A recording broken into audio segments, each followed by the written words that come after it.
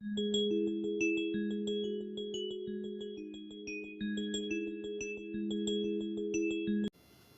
students, welcome to botany class. In this session, we are providing you practice bits related to biomolecules. This is part 2 session. So we are already provided part 1. If you are missing that, I can provide link. You can watch it. So in this session, biomolecules part 2. Question number 1. Enzymes catalyze biochemical reactions by. So enzymes catalyze biochemical reactions by lowering the activation energy. So enzymes lowering the activation energy. It decreases the activation energy. So second question, for its activity, carboxypeptidase requires. So carboxypeptidase enzyme requires for its activity. So that is the right option is fourth one, that is zinc.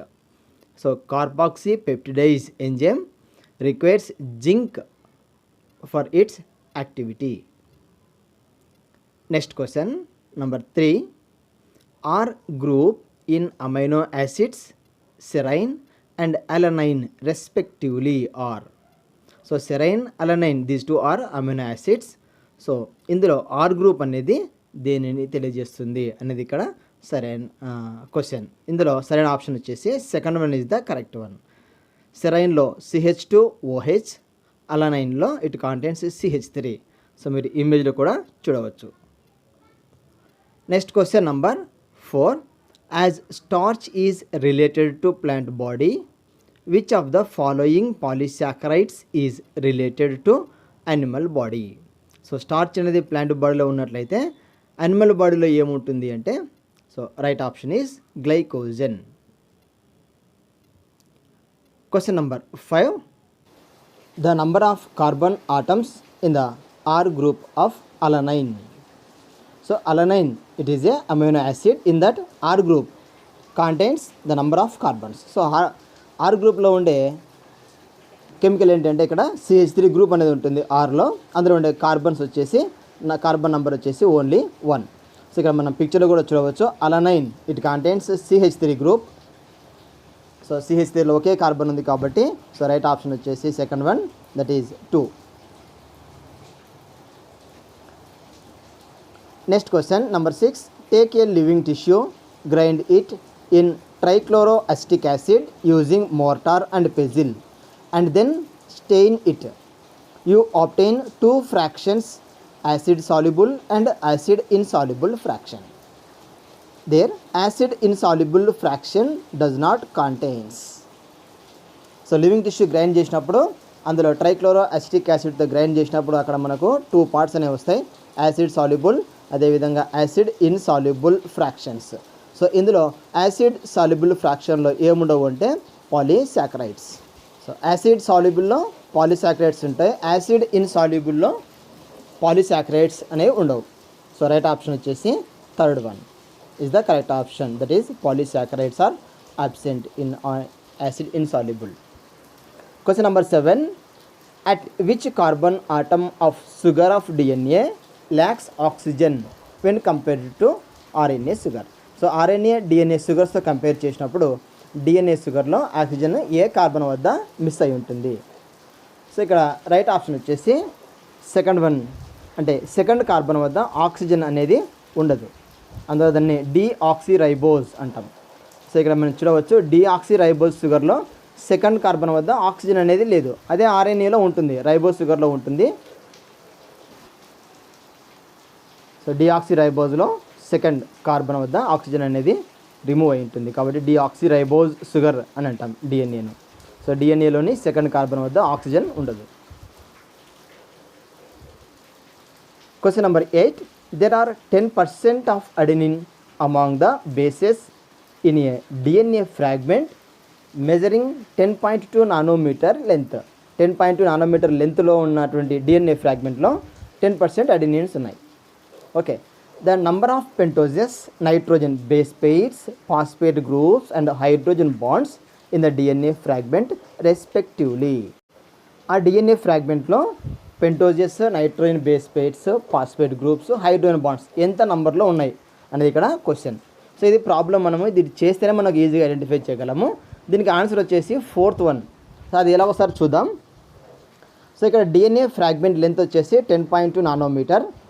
యాక్చువల్గా మనకు 3.4 nanometre equal to 1 helix, 1 DNA helix. So ఆ విధంగా 10.2 nanometre అంటే ఎంత అంటే 3 హెలిక్సెస్ కలిస్తే, అంటే 3 హెలిక్స్లు కలిస్తే మనకు 10.2 నానోమీటర్ అవుతుంది. అప్పుడు 1 helix contains 10 base pairs, it means 20 nitrogen bases. అప్పుడు 3 హెలిక్స్లో ఎన్ని ఉంటాయి అంటే 30 base pairs or 60 nitrogen bases అనవచ్చు. అప్పుడు అడినిన్ యొక్క పర్సెంటేజ్ ఎంత అంటే 10%, అంటే 60 నైట్రోజన్ బేసెస్లో 10% అడినిన్ ఉంది. అంటే 60 × 10/100 ఇచ్చేస్తే 6 వస్తుంది. అంటే అడినిన్ నెంబర్ వచ్చేసి 6. సో ఈ అడినిన్ 6 ఉన్నప్పుడు దానికి ఎదురుగా కాంప్లిమెంటరీ బేస్ వచ్చేసి థైమిన్, అది కూడా 6 ఉంటుంది. అయితే అడినిన్ థైమిన్ మధ్య ఉన్న హైడ్రోజన్ బాండ్స్ ఎంత అంటే 12 హైడ్రోజన్ బాండ్స్ ఉంటుంది. ఒకదానికి 2 హైడ్రోజన్ బాండ్స్ కాబట్టి 6 × 12 హైడ్రోజన్ బాండ్స్. సో అది కాకుండా ఈ 6 + 6 12 అవుతున్నాయి. సో రిమైనింగ్ 20లో 12 తీసేస్తే రిమైనింగ్ ఎన్ని ఉంటాయంటే 48. సో 48లో మనకు 24 గ్వానిన్, 24 సైటోసిన్. సో వీటి మధ్య బాండ్స్ వచ్చేసి 3 హైడ్రోజన్ బాండ్స్ ఉంటాయి. కాబట్టి 24 × 3 72 హైడ్రోజన్ బాండ్స్ అవుతున్నాయి. సో టోటల్ హైడ్రోజన్ బాండ్స్ ఎన్ని అంటే 72 + 12 84 హైడ్రోజన్ బాండ్స్. సో ఇక రైట్ ఆప్షన్ వచ్చేసి 60 పెంటో షుగర్స్ ఉంటాయి, ఎందుకంటే 60 నైట్రోజన్ బేసెస్ ఉన్నాయి కాబట్టి. 30 నైట్రోజన్ బేస్ పెయిర్స్, క్వశ్చన్లో బేస్ పెయిర్స్ ఉన్నాడు కాబట్టి మనము 30 రాయాలి. అదేవిధంగా 60 ఫాస్ఫేట్ గ్రూప్స్, ఫైనల్గా 84 హైడ్రోజన్ బాండ్స్. సో 60, 30, 60, 84 అనే ఆప్షన్ అనేది మనకు కరెక్ట్ అవుతుంది. సో ఇక్కడ మనం చాలా క్లియర్గా మీరు 1-2 సార్లు చేసి చూసుకుంటే దీనికి ఆన్సర్ ఈజీగా చేయవచ్చు. Next question number 9. Number of phosphoester bonds found in 1 turn of DNA. So phosphoester bonds found in 1 turn of DNA. So ఒక టర్న్ ఆఫ్ డిఎన్ఏలో 20 నైట్రోజన్ బేసెస్ ఉంటాయి, 20 నైట్రోజన్ బేసెస్ ఉంటాయి. సో ఇక్కడ phosphoester bonds అడిగినాడు కాబట్టి ఇక్కడ N-2 అనే ఫార్ములాతో మనము 20 - 2 18. సో 18 ఫాస్ఫో ఎస్టర్ బాండ్స్ అవుతాయి. సో రైట్ ఆప్షన్ వచ్చేసి first one is the correct option, that is 18. Next question number 10. The ratio between the number of carbon atoms present in arachidonic acid and palmitic acid is. So అరాకిడోనిక్ యాసిడ్లో, పామిటిక్ యాసిడ్లో ఉండే carbon నంబర్స్తో compare చేసినప్పుడు ratio అడిగినాడు. So ఇక్కడ 20:16 అంటే 5:4 అవుతుంది. సో రైట్ ఆప్షన్ వచ్చేసి first option is the correct one. Question number 11. Phosphodiester bond is formed between the following carbons of deoxyribose sugars. It means DNA. So డిఎన్ఏలో ఫాస్ఫోడైఎస్టర్ బాండ్స్ ఏ carbons మధ్య ఉంటుంది అనేది ఇక్కడ క్వశ్చన్. సో రైట్ ఆప్షన్ వచ్చేసి second one, 3rd and 5th carbon మధ్య phosphodiester bond అనేది form అయి ఉంటుంది. 3rd and 5th కార్బన్ మధ్య ఫాస్ఫోడైఎస్టర్ బాండ్స్ అనేవి ఫామ్ అవుతాయి. Next question number 12. Nature of aqueous solution of 2 different amino acids X and Y are acidic and basic. అంటే XY అనేది acidic nature, basic nature ఉంది. అలాంటప్పుడు XY అనేది ఎవరు అనేది ఇక్కడ క్వశ్చన్. సో X అనేది ఇక్కడ యాసిడిక్ నేచర్ కాబట్టి గ్లూటామిక్ యాసిడ్, Y అనేది బేసిక్ కాబట్టి that is lysine. So 4th one is the correct option, glutamic acid and lysine. Lysine is basic in nature. Question number 13. Find out the correct pair from the following. So కింద combination ఇచ్చినాడు, దానిలో correct అనేది అడిగినాడు. ఇక్కడ 3rd one is the correct one, that is vinblastine. So vinblastine అనేది drugs. ఇక్కడ మనకు ఒక టేబుల్ ఉంది, ఆ టేబుల్ మనం బాగా ఐడెంటిఫై చేయగలిగితే ఆన్సర్ అనేది ఈజీగా చేయగలం. సో ఆ టేబుల్ వచ్చేసి ఇక్కడ మీకు చూపిస్తున్నాను ఈ వీడియోలో. Pigments, alkaloids, terpenoids, essential oils, toxins, lectins, drugs, polymeric substances. So వీటిని మనము వాటి ఎగ్జాంపుల్స్ కూడా ఇచ్చినాడు కాబట్టి వాటిని గుర్తుపెట్టుకోవాలి. మనం దీన్ని బాగా స్టడీ చేస్తే ఐడెంటిఫై చేయగలం చాలా ఈజీ. సో నెక్స్ట్ వన్ వచ్చేసి 14th one. the compounds that have molecular weight above 10,000 daltons are. So 10,000 Dalton's కన్నా ఎక్కువ ఉన్నటువంటి మాలిక్యులర్ వెయిట్ ఎక్కువ ఉన్నటువంటి మా కాంపౌండ్స్ అడిగినాడు. సో మన అనుభారము 10,000 డాల్టన్ల అనుభారం కన్నా ఎక్కువ ఉండేటివి proteins, nucleic acids and polysaccharides. So fourth one is the correct option, proteins, nucleic acids and polysaccharides. Question number 15, the percentage of water of the total cellular mass is. So water total cellular Maslow water యొక్క percentage 70 to 90% ఉంటుంది. So second one is the correct option.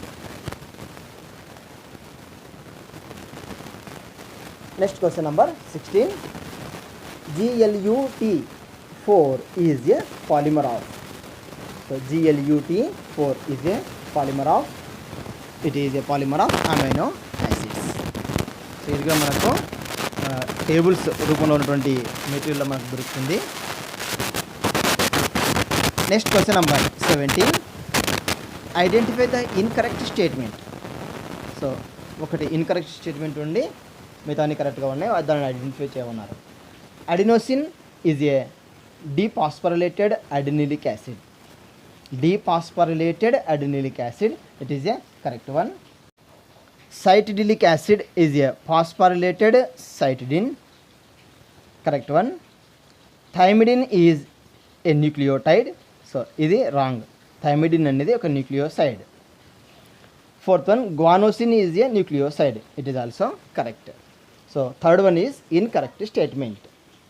So thymidine is a nucleotide అనేది incorrect statement. Thymidine is a nucleoside. So ఇందులో మనం incorrect statement identify చేయమన్నాడు కాబట్టి correct option వచ్చేసి third one.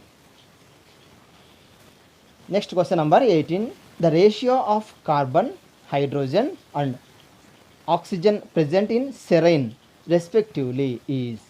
So serine అనే amino యాసిడ్లో carbon, hydrogen, oxygen వాటి యొక్క percentage అడిగినాడు.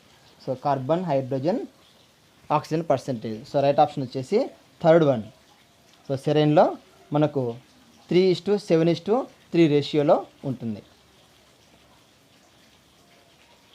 Question number 19, common character found in both trypsin and insulin is.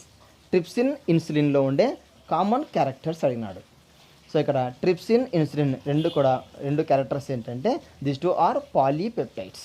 Enzymes కాదు, హార్మోన్స్ కాదు, పాలీసాకరైడ్స్ కాదు, this two are polypeptides. Question number 20, the bond between the phosphate and hydroxyl group of sugar is. Bond between phosphate and hydroxyl group of sugar.